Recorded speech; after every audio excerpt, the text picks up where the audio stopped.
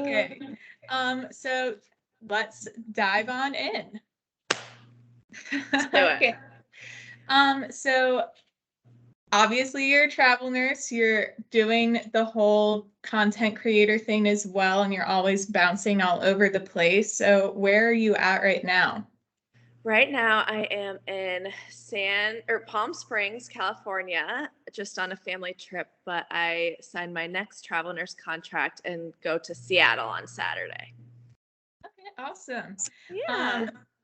So you're on a break right now. You're not on Yes. contract. I've been on a break for 4 months. 4 months? Oh wow, where all have you gone in those 4 So months? I was working in Riyadh, Saudi Arabia, and then I got let go for a disagreement with a doctor there over patient care, and I moved to France because that's where my boyfriend lives. So I've been in Paris on and off. I've done a little bit of traveling there, went to Belgium, Italy, and now here. So Very cool. Yeah. That's awesome. So how did you get started in medicine, and what kind of made you choose to go into nursing? So I did not. The only thing I was good at in school was like science related topics. So it wasn't that I thought I want to be a nurse. I just was like, I don't think I could do anything else. And then I graduated. I went to college for 5 years. So all of my friends that graduated at 4 years, like they had started applying to be PAs, or they had gone through nursing school in college, and I just found it to be really fascinating. So I applied for an accelerated program after I graduated with a degree in biology from I went to Clemson, so from Clemson. Oh, very cool. I went to college in Louisiana, and we're based Oh, in did Louisiana. you? So yeah, definitely know a lot of Clemson people. I have never been to Louisiana, but I want to go so bad. Well, Come we on are down. based here, so if you ever want to get a New Orleans contract, we're definitely the place to hit it. All right. So what do you love about nursing? I love, and this might be like more NICU specific, but I love the impact that I can have on families. Obviously in the NICU, like you have an impact on the patient, but the patient doesn't know it, right? But I love being able to like see a parent's face light up if I tell them, do you want to hold today? Or just like teaching them something. So nursing is across the board such an impactful career every single day. And that's something that I really like about it. It's hard, like when you go to work having a hard day, but if I can like touch a parent, it makes my entire day better, and it kind of like changes the narrative, I think. That's beautiful. I really like that. So how did you get into NICU? Like, why did you decide for that to be your specialty? Okay, so I went to nursing school and I hated it. Like everywhere I went, you go to med surge, peds, everywhere, I was like, labor and delivery, I was like, oh God, my program's almost over. I've spent all this time and money. What am I going to do? And then the school that I went to, I don't know why, but we didn't go to ICU settings. I was at the hospital one day and something had happened and there wasn't enough space for all of the students to like go somewhere. So I was an exception and I got to go to the NICU, and I don't know, I just loved it. I can't even explain it, but I love that the patient can't tell you what's wrong. Like you have to figure out on your own. And that's something I still really like today. But I just didn't like anything else. So I was like so stressed. But when I got to the NICU, I just fell in love with it. Yeah. I don't know if that's a really cliche thing to say, but yeah. I like that. It's like a little mystery game. I know. I like it too. So how long have you been traveling as a nurse? Oh my gosh. So I started traveling in 2016. I had done 2 years before that. So I started my career in 2014. And then I traveled from 2016 to 2021. And then I quit and went staff. And I thought,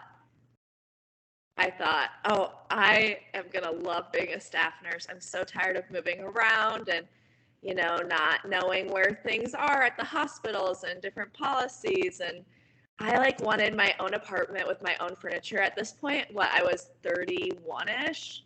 And I was like, I've never owned anything myself. So I got an apartment, I bought all this furniture, and then within 3 months, within 3 days, I didn't really like it. But then after you go through orientation and you're on your own, I'm like, oh, I really think I made a mistake here. Oh, so that's when I applied to be a nurse in Saudi Arabia, because I thought maybe I just need a change of scenery, which is a big change of scenery. And that didn't work out. So now I'm happy to be back travel nursing. It's not something I thought I would be doing again, but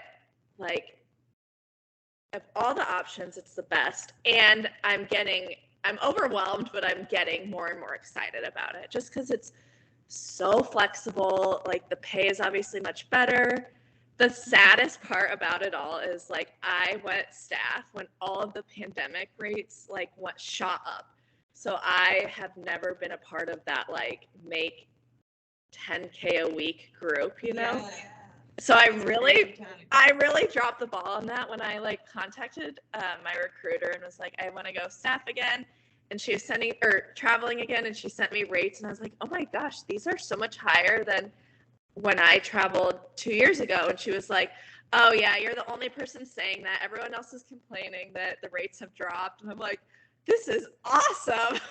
Yeah, that's something we see a lot, is that a lot of people are, they still have the mindset of the COVID times and getting those 8 to 12K a week rates. I could not even fathom that. Yeah, I can't either. God, my life would be so different. But I know. I'm like, why couldn't I stick it out another year? I know. Retire, I feel like. And but you're right. Even though it's a lot lower now than it was then, it's definitely not as low as it was before COVID. You're still getting much higher pay across the board than you were before all of the COVID craziness. Yeah, this is my highest paying contract this time. And so I can't imagine if it was, because I'm sure that people that work during COVID would say that's not that much, So yeah, it is what it is. How do you feel about how everything within the nursing world is now that COVID has definitely, I wouldn't say it's over, but it's definitely died down a lot more than it was at the beginning of 2020? I think that aside from the negative effects of COVID itself, right? I think that something both good and bad that came out of the pandemic was nurses really found their voice during all of that.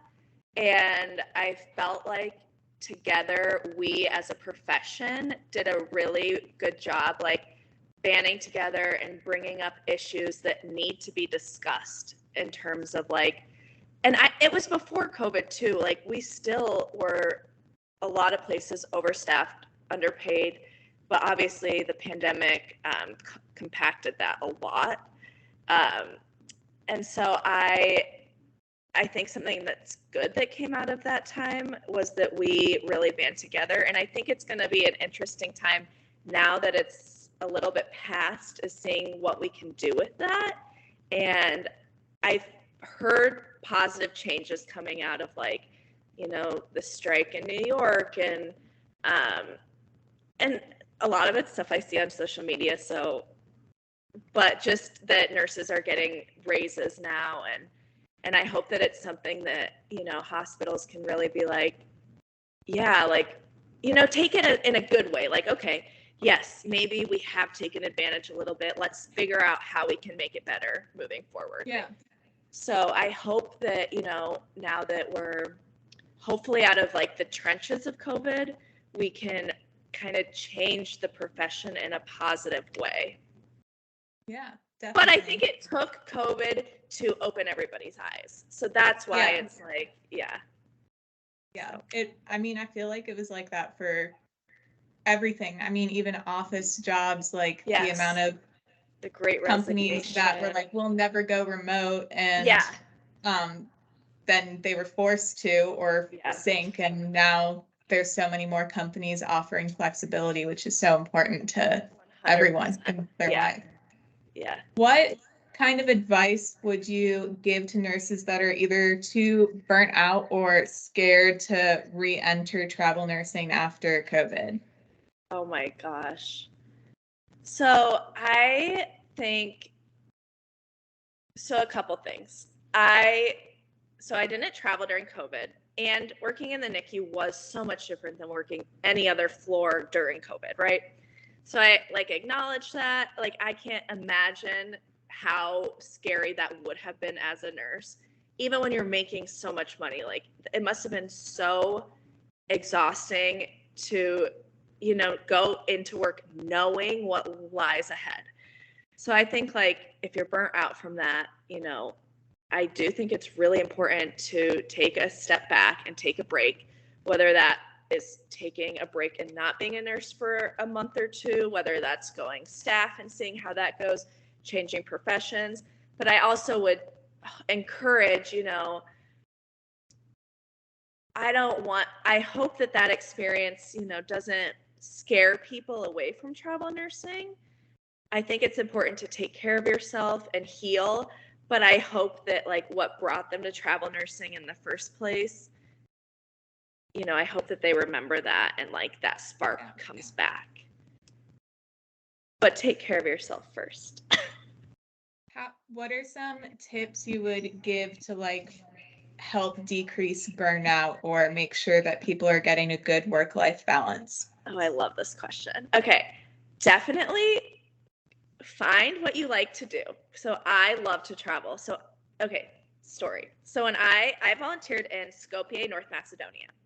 And before I volunteered, I had been a nurse for about 2.5 years. And during those 2.5 years, I was working at a hospital that was very, very understaffed, overworked, underpaid. At the time, I'm a new grad, so it's I don't know that. But I remember, it's not that I would say I was burned out. I just knew something was wrong. And I'd look at these nurses who had been there 30, 40 years, and I would think, how in the world are you still coming here every day? And so I ended up travel nursing, and then I volunteered in Skopje, North Macedonia. And the interesting thing about that is I was working 5 days a week there, but I did not feel an ounce of burnout because I was on the weekends traveling and doing what really set my soul on fire. And I think that that's the key, is figuring out what you like to do outside of work. It doesn't have to be travel, but do it. Spend your time doing what you love outside of work. And I think the other important aspect of that is self-care. If you cannot go into work that day, use a sick day. If you are asked to pick up extra and you don't want to, learn to say no. And no is a complete sentence. That's what I want to tell every new grad nurse. No is a complete sentence. You don't need to rationalize it. You don't need to give a reason. Just say no. Yeah. And so just doing what you love, and also taking care of yourself and recognizing when you're too tired to give anymore. Yeah, I think that's really good advice. So kind of going off of that, what was your worst experience during a travel contract, and how would you recommend other travelers to avoid getting in a similar situation? So my worst experience probably was the interesting thing is I actually really liked this contract. I ended up really liking the hospital and the nurses I worked with. But my worst experience was I started at this hospital in Arizona, and there were two things that kind of happened back to back. So we show up on orientation, and my recruiter had not told me that we would be taking a arrhythmia test, and if you fail, you cannot move forward. Oh my God. So I show up, and luckily, like, the NICU, it was like an adult arrhythmia test, so it didn't make sense for us to be taking anyways. And luckily, the NICU recognized that and did provide help. But that was like a really overwhelming experience, especially because that was like my third contract. So I still consider myself to be a little bit of a baby in the travel nurse world. So I would say, like, always, you know, work with a recruiter that will tell you these things, but you can always ask too, like, when I arrive, what's expected of me? What will happen if I don't do XYZ? But then right after that, so every travel nurse fills out a skills checklist. So I am being oriented, and we had a very sick baby on the oscillator. And I do think this is very inappropriate. The educator came to me in front of the parents in the middle of the shift while I was being precepted and was like, I need to speak to you. And I was like, okay. And she's like, why are you taking care of this baby? And I was like, because it was assigned to us. Like, I didn't ask, you know? And she's like, this is inappropriate. You should have said no. And I was like, okay. And she's like, on your skills checklist, you said you've never had an oscillator, which wasn't true. I said, I've never had a jet ventilator. And I was like, no, I said, I do have oscillator experience. Like, I didn't rank it as a 5, you know, but I do. And she ended up going back to my skills checklist and then coming and apologizing like a few days later. But it just reaffirmed to me that, one, you should definitely be honest on your skills checklist. Like, you don't want to get into a situation that you don't know what you're doing and you've lied about it, saying you know what you're doing. But two, just if somebody comes up to you questioning your skills, like, take it with a grain of salt. You're not a bad nurse. Just take a deep breath and just remember, you're only there a few weeks. Like, you can just, if they want to think whatever they want to think, just let them and do the best work that you can and move on without burning any bridges. Yeah. I really like that viewpoint. If you're only there a few weeks, and Yes. if you want to be there longer, you probably can, but if you don't, you don't have to. Exactly. So that was kind of like a rough situation with both facility, but also agency recruiter. So what are some things you think every travel nurse should look for in their agency and their recruiter? Okay, definitely a recruiter that is good at communication. I always say, like, I like to personally pick a recruiter over an agency because I feel like the best recruiter in the world could make a bad agency be amazing, and the worst recruiter in the world could make an amazing agency seem bad. So I always suggest, like, picking a recruiter that you vibe with, that has really good communication, that will not force you into anything you don't want. I've spoken to so many recruiters that have tried to get me to sign contracts, like, that I'll be like, okay, I need a few hours to think about it. And the job might go away. That's fine. But they will call me every 10 minutes. You're running out of time. You're running out of time. And that's no. Like, if I run out of time, it's my own fault. It's, you know, don't work with anyone that's going to pressure you into doing something you don't want. Don't work with anyone who isn't going to take the time to answer all of your questions in depth to make sure that you understand what you're doing and what you're getting into. And then I would also say, like, when you find a recruiter that you really love and work well with, I would encourage you to do everything you can to cultivate that relationship. You might not travel with them every single contract, but if you can, you're a team and they will do things for you that they wouldn't do for a first-time travel nurse with them. So I like to cultivate relationships with recruiters that I get along with. Yeah, I definitely think that's very important too. Yeah. What would you share with nurses who are looking to travel nurse for the first time? Don't put your phone number into any random database because you will get so many phone calls. That was my number one mistake. But in all honesty, I would say do your research. If you know any travel nurses, ask them what recruiters they like.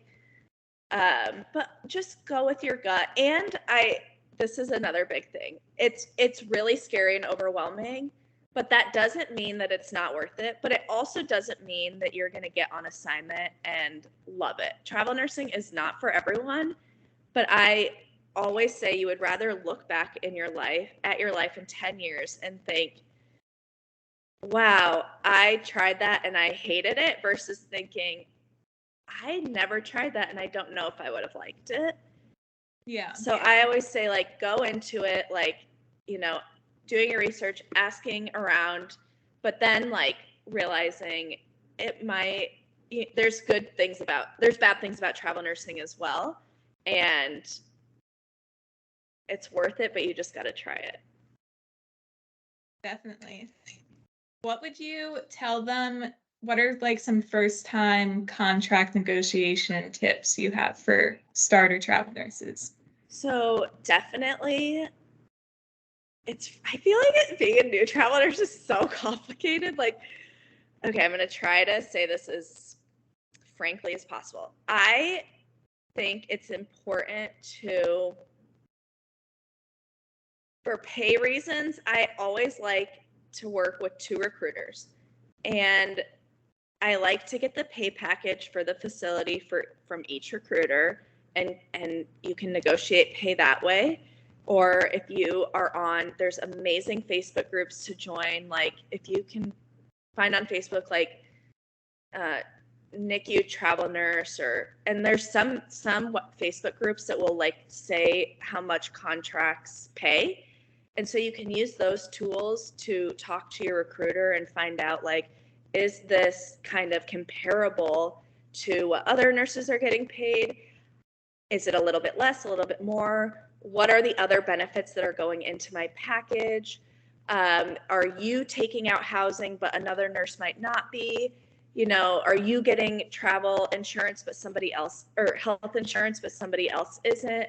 So I always think, like, okay, if the contract's like $100 less than Susie over there, I don't think that's a big deal.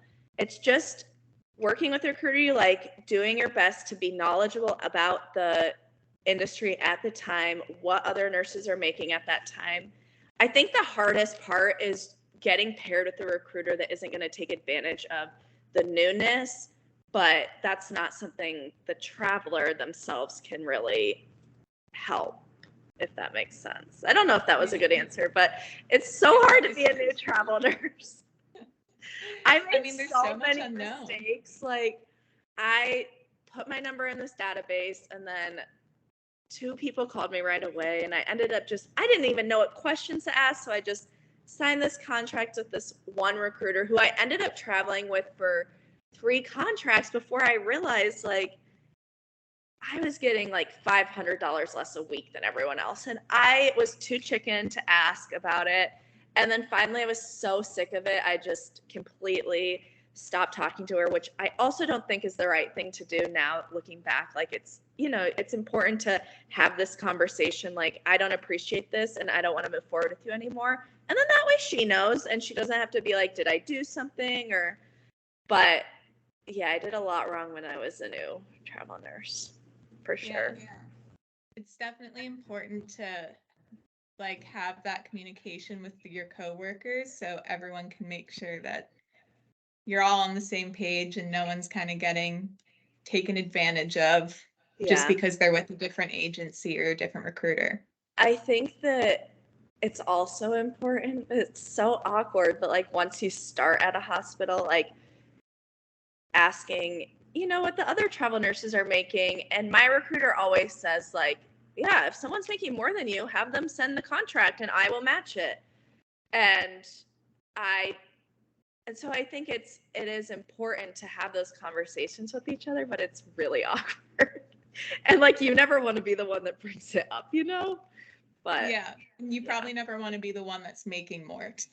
Yeah. Because then it's just like, whoops. Totally. I worked at a facility that had a what's it when you have one travel nurse agency that kind of owns the contract? First dibs or whatever. It's called direct placement. Okay. So I worked at a facility with a different company that was tier 2 or not direct placement. So all the travelers were direct placement with that one company. So ideally, they should be making more than me because my company should have had to have paid that company a little bit of the bill rate. And I was making more than all of them. They didn't know that, but I was making more than all of them. I heard them talking about it, but they didn't ask me. If they would have asked me, I would have told them. But I just was like, yeah, see, like you guys should be making more than me, and I'm, you know what I mean? So, yeah. Yeah. I mean, I would have probably not been mad about that. Would have kept that to myself. Well, and it makes me like, yeah, that was the recruiter I'm with now. So I'm like, I know she is good for, she does amazing things. So that's what, cultivating relationships. If I was on my first contract with her, would she have done that? Probably not. So, yeah, it's definitely important to find someone that will be a good advocate for you. 100%. Yes. Yeah, especially when it's with contracts, because you have like they're your middleman between you and the hospital. Like with the staff job, you would be the one directly talking to HR, the hiring manager, whatever, and making all of those decisions and having those conversations. But you need to be very confident that the person you're entrusting to be your middleman will advocate for you and give you the best situation. 100,000%. I feel like, you said it better than me. So talking about like kind of speaking with other travel nurses on contract when you go from place to place, travel nursing obviously can get lonely, especially when you're dumped into a new place and at the beginning of contract you've never been before. How do you combat that loneliness? That is hard. And that's something that I was a little bit shocked at when I started traveling. Like, I just had this notion that everyone would be my friend and that I would start with all these travel nurses. And sometimes you might start with a few other travel nurses, but they're not working on your unit. So I think just going in with an open mind, be friendly, say hello. I like to show up with like donuts on my first day and say like, thank you for having me. I'm so excited to meet you. Please come say hi. But I think also like if you just finding what you love to do outside of work and not being afraid to do those things alone, like going out to eat, visiting a nearby city. I am lucky that I have like a mom who likes to come visit me. So that always kind of breaks up the loneliness. I always like her to come like in the middle of the contract so that I can, have a weekend like with a friend or one time I did Bumble BFF. Do you know Bumble? So it's Bumble, before, but the BFF version. Yeah. And so you can do like different things like that, but just like being open, but not getting your feelings hurt if like the staff doesn't reciprocate those feelings, I guess. That was like a slap in the face to me because I really went into travel nursing thinking I'm going to be best friends with all the nurses on every unit. And they get a lot of travel nurses and sometimes they don't want to, cultivate that relationship. But yeah. I've definitely heard mixed reviews about how travel nurses are perceived. I don't want to say treated, but pretty much treated by staff. And it's like if a hospital treats you well, I feel like the unit, yes, like they want to be your friend, but the hospitals, they don't value travel nurses as much, and they're like, well, we need them to get through this lull or this high census, whatever. Those nurses are a lot more shut off, it seems like.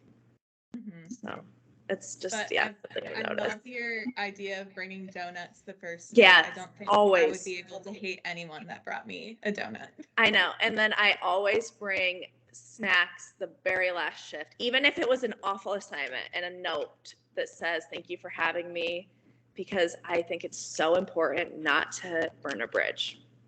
Yeah, definitely, because you never know when you'll need a reference or 100%. Maybe you want to go back one day. It's always good to make sure your relationships are as good as possible. Totally.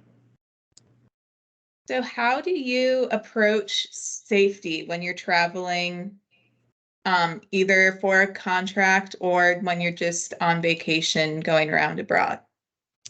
Okay, so safety, like as in not as like being safe as a nurse, just safety as a I would human. say, yeah, just being safe Okay, in okay. general. Like, you're a woman traveling by Yes. yourself in unknown Okay, places. so if you're being a travel nurse renting a house, reading the reviews, I don't stay anywhere that doesn't have reviews. Sometimes you can go to like Facebook groups and search like travel nurse housing, and then you can like go to the search bar and put Seattle in. And then I like to, if somebody rented from a house there, I like to sometimes message the person and say, hey, did you rent here? Can you tell me about it? So that's one thing you can do in terms of safety. Usually I carry pepper spray with me. Traveling alone, I do my best, like not going out at night. Like I'll have a dinner at 6 o'clock and then just go back home, because I think it can be that, I feel like that's the most dangerous part, is drinking too much, staying out too late, and getting yourself into a bad situation. But mostly finding a safe place to live, reading reviews, carrying pepper spray, and letting everyone know where you are, like your friends and family at home. All very good tips. I also carry pepper spray with me everywhere I go. I used to carry pepper spray abroad as well, and then I learned it was illegal, and I've never gotten caught, but I've stopped doing it because I'm like, I don't know what would happen if I got caught, but I also think it's really funny thing to be illegal. Like, why is it illegal for a girl to carry pepper spray with her? But Yeah. I was always like very just paranoid about that, and I forget where I was going, but it was somewhere domestically, and I realized that I had pepper spray in my purse when I was about to go through TSA. And I was like, oh, there's no way this is allowed on the plane. And I threw it out, but it was. You're allowed to take pepper spray on the plane. And sorry, go I threw ahead. out my like $30 pepper spray. I was Well, happy. you can't take pepper spray to a baseball game apparently, because I tried that and they took it, and I said I'm going to hide it in the bush, and they said, okay, that's fine. But then I went back and it wasn't there anymore. So they probably actually threw it away. But I have another tip, two more tips. Actually, I forgot. I don't do this, but I think I'm going to start. On Amazon, you can buy like those really loud horns. Like, so if you get attacked, and then my friend has bought, again, they're on Amazon. They're like, it's like a door lock. So if somebody, the safety bar yeah, thing. yes, Yeah. I want one of those, because sometimes I get really freaked out in Airbnbs that like the host has a key and I don't know the host and they could come in. So I think that would be something to buy as well. Yeah, those are very good tips. Yes. So, talking about moving and finding housing, how do you normally find housing, get move ready? Like, what do you do with your things? All of that. Like, what's your moving to a new place process like? Okay, well, right now it's just winging it. But when I was more with the program a couple years ago, so you get your contract. The first thing I would do was search for housing. I think the scary thing about that is, unfortunately, your contract can be canceled. So I have always tried to talk to whoever I'm renting from, like, okay, if this happens, what can you do to help me? Sometimes people will be really generous and sometimes they'll say no, and that's okay. But I try to find housing maybe a month, no more than a month out, maybe even 2 weeks. If you can't find housing, or a good idea is to rent like 1 month and then find somewhere else for 1 month, so that you're not locked into 3 months in case you get canceled. So finding housing, and then I don't have a car. So when I had a car, I would pack all my stuff just into the car and drive. But now I just ship like 2 boxes. And I used to overpack, but I have learned that that's not smart. So now I like to take like, I'm one of those people that does like to dress up a lot. So I figured out how many days of the contract I'll be working, right? So if you're working 3 days a week and your contract is 12 weeks, you're going to be in scrubs for 36 days. Yeah. Right? Yeah. Okay. So then I like to take the total number of days you'll be on your assignment minus 36 days. And then like, just, if you break it down into that, you don't pack as much because you're not like, oh, I'm there 3 months. Really, you're there, what, a month and a half, 2 months when you think about it like that way. So don't overpack. Don't look for housing too far in advance. Maybe only rent for 1 month at a time. That's it. And ask your recruiter if you need to show any receipts for travel reimbursement.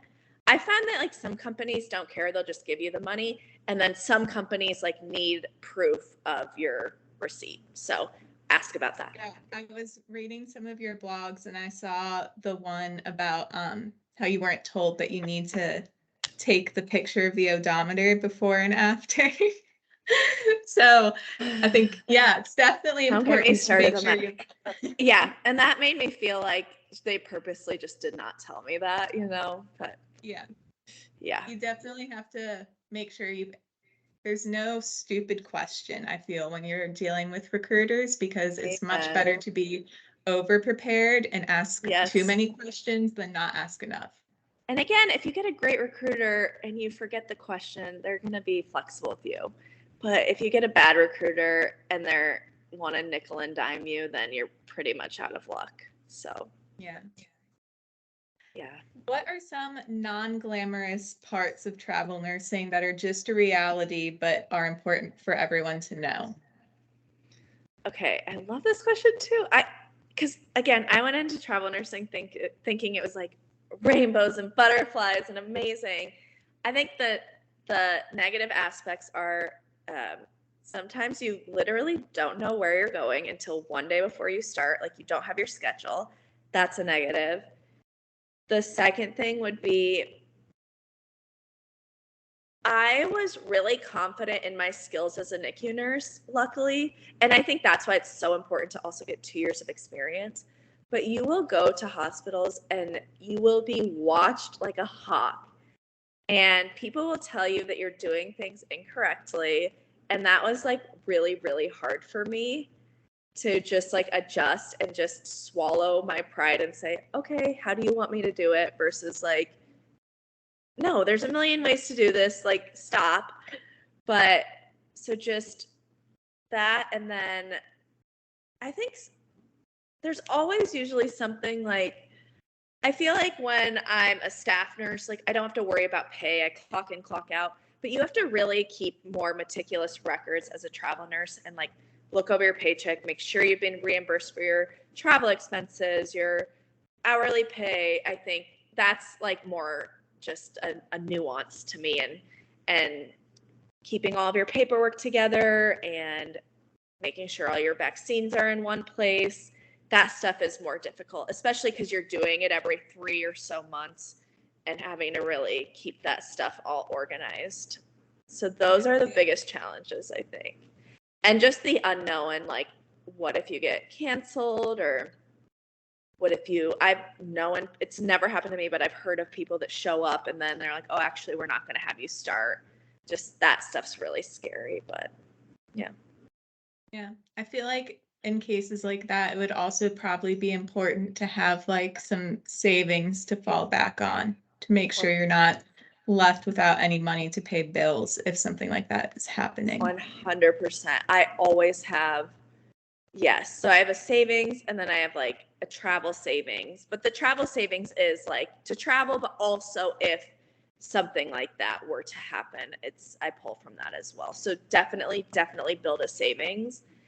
And I like to say, like, I like to suggest having $3,000 before you even start travel nursing, because while you get reimbursed, it's a lot of expenses up front. Like if you have to, like I just had to pay for my Washington license, which was, I I let it lapse. So it's $250. Then I had to pay for a flu shot, which was $40. And I have to renew my BLS and my PALS, which is another $100, $200. And then it's like you have to buy the plane ticket or drive your car. And then you also have to pay your rent up front. So that's a lot of money up front.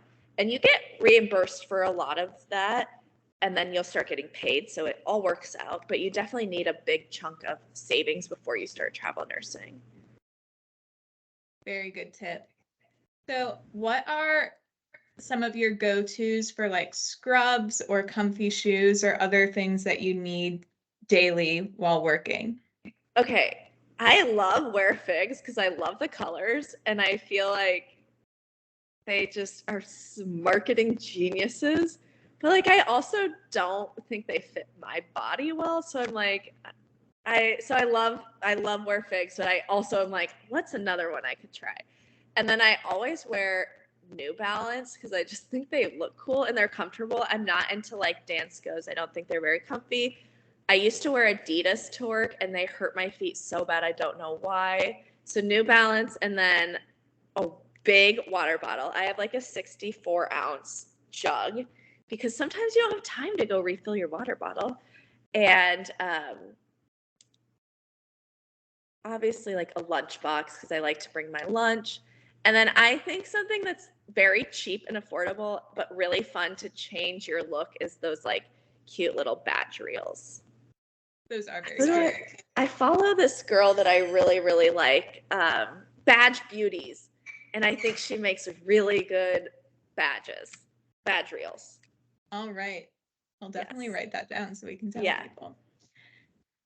Okay, so just some general travel questions, since that's kind of your thing. You're this big travel influencer, really, for nursing.